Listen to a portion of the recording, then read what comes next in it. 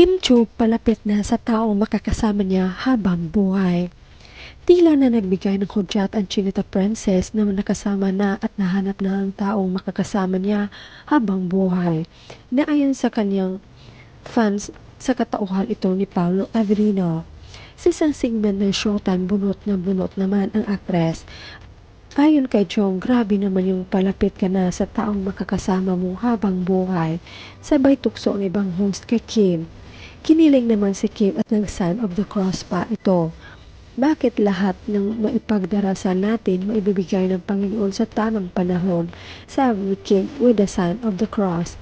Komento naman ng netizens, we wish nothing but the best for everything for you, Kemi. Just a very clear hint. Bashers left the group. Walang pagtanggi ang Kemi natin sis, malapit na talaga. Dami niyan pa hint simula nang bumalik sila after ng vacation. Iwan ko na lang sa iba kung di pa mag-gets, bala kayo dyan. Mga tanga lang sila kung di pa nila magigets or basta basher. Basher talaga yan, kaya bahala sila dyan. Parang yan na yata yung promise ni Pao sis. Baka June bride. I remember Pao mentioned there's something big announcement that would be happening in June. Manifesting. Hala, ito na yun, baka ikakasal na sila. Bingi at bulag lang ang di makagets. Bala nga sila. Oo yung tingin ni Chong at Jog, sana tamay alam. Sa pulsa mukha, sakit nun, mamaga ba mukha niyo mga bashers? Kayo, ayan, manahimik na kayo.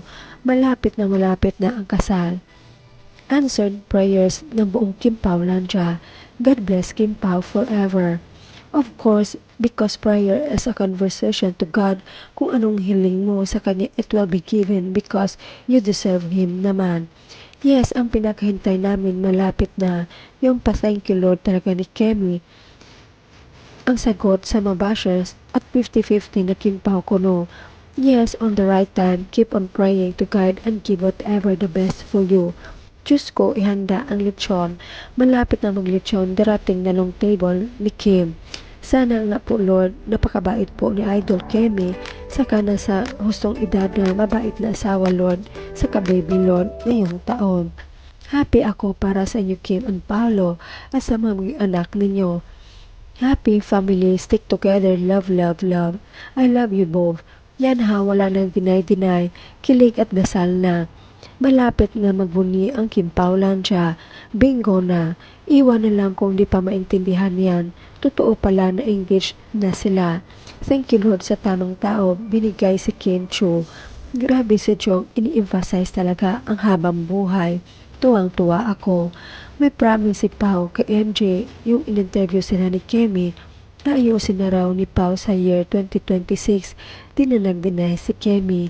Piliin mo yung mahal ka sa kung ano ang pagkatao mo, yung hindi kailangang baguhin kung ano ka at hindi dahil ikaw si Kim Cho.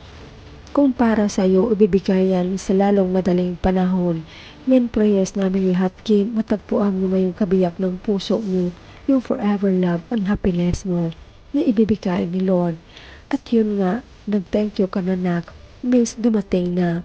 Mukhang makakatotoo na lahat ng diluro ng buong Kim Pao Lanja.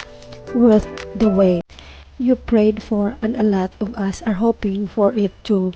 Si Kemi na talaga inabangan nilang magpakasal. Yung panghabang buhay, praying and manifesting Kemi. May the Lord hear your prayers and may the universe grant you desires, Kemi. We wish you nothing but true love and genuine happiness always. Tama Kemi, ipagdasal kita na matuloy na ang ipagdarasal mo kung ano man yon. Tiwala lang kay Lord, ibigay niya sa iyo ang tamang tao sa tamang panahon.